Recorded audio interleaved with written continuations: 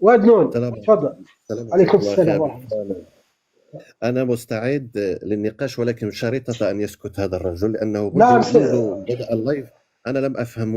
يتكلم بلا بلا بلا بلا بلا بلا بلا بلا بلا ولن يسكت. هذا ليس نقاش، هذه عادتهم للأسف.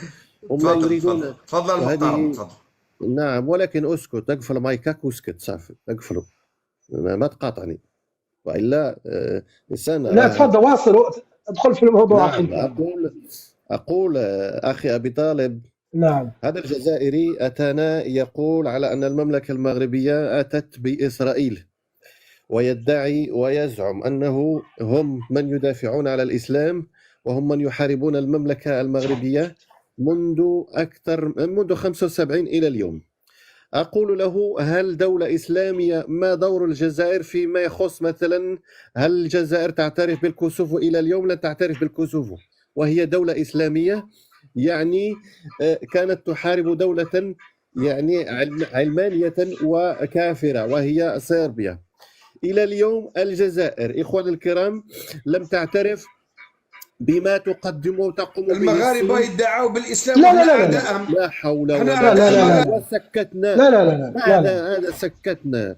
لا لا لا لا أخي واصل واد نون. لهذا اخي ابي طالب انا هادوا للناس، ولا حول ولا قوه الا بالله. هذه طريقه منهج كيديروها بالعاني باش يقطع لك الافكار، باش يشتك.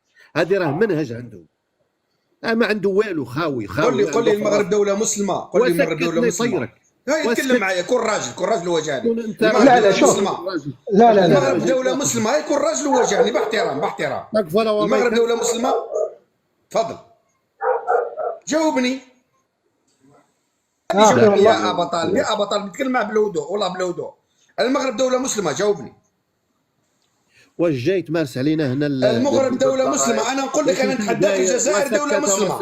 انا نقول لك الجزائر دوله مسلمه، جاوبني. المغرب دوله مسلمه، ما تديش روحك.